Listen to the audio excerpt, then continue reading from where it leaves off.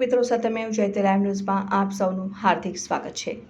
વડોદરા હરિયાણામાં નોંધાયેલા એક્સાઇઝ ચોરીના ગુનામાં સંડોવાયેલ બુટલેગરને પકડવા માટે હરિયાણાની પોલીસ વડોદરા આવી હતી।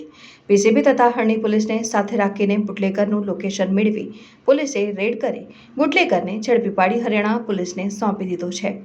હરિયાણાના મોહમ્મદપુર પોલીસ સ્ટેશનના સ્ટાફને ગત 8મી ફેબ્રુઆરીએ માહિતી મળી હતી કે આદિલ નસરુદ્દીન દારૂના ટેકા પરથી ગેરકાયદે દારૂનો જથ્થો ટ્રકમાં ભરીને બિલાસપુરથી ગુજરાત જવાની છે, જેથી પોલીસે બિલાસપુર ગુઠા મોડ પર નાકાબંધી કરી હતી। ટ્રક ડ્રાઈવર આદિલ નસરુદ્દીનને ઝડપી લીધો હતો। ગાડીમાંથી પોલીસને દારૂનો જથ્થો મળી આવ્યો હતો। પોલીસે ડ્રાઈવર પાસે લાયસન્સ અને પરમિટ માંગતા તેની પાસે ન હતા।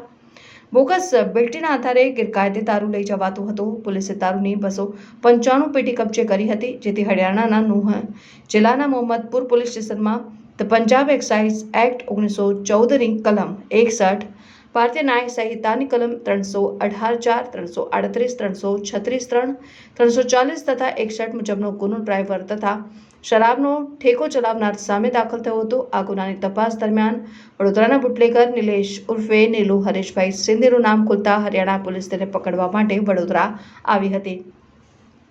પીસીબી પીઆઈ સીબી ટંડેલની સૂચના મુજબ પીસીબી તથા હરણી પોલીસનો સ્ટાફ હરિયાણા પોલીસની મદદ માટે ગયો હતો। લોકેશનના આધારે ખોડિયારનગર સાઈ શ્રદ્ધા સોસાયટી પાસે આવેલા એક મંદિર નજીકથી નીલુને ઝડપી પાડી હરિયાણા પોલીસને સુપરત કરાયો હતો। નજીકમાં જ આવેલા નીલુના ગોડાઉન પર રેડ કરતા તે સમયે ત્યાં દારૂનું કટિંગ ચાલતું હતું। પોલીસને જોઈને આરોપીઓ ભાગવા લાગ્યા હતા।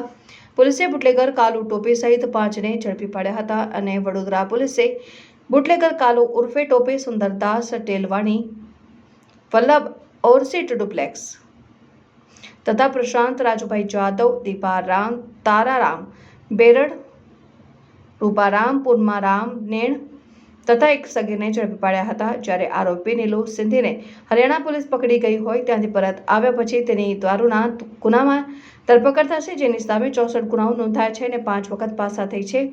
કાલુ ટોપે સામે છેલ્લા 11 વર્ષમાં 13 ગુનાઓ નોંધાયા છે। વડોદરા પોલીસે સીસીટીવીથી સજ્જ ગોડાઉનમાં રેડ કરતા બુટલેગરોમાં નાસભાગ મચી હતી। પોલીસે ચારે તરફથી તેઓને ઝડપી લીધા હતા અને પોલીસે ગોડાઉનમાંથી દારૂની 4452 બોટલ કિંમત ₹6,24,000 અને 4 મોબાઈલ તથા 6 વાહનો મળી કુલ ₹23,24,000નો મુદ્દામાલ કબજે કર્યો છે।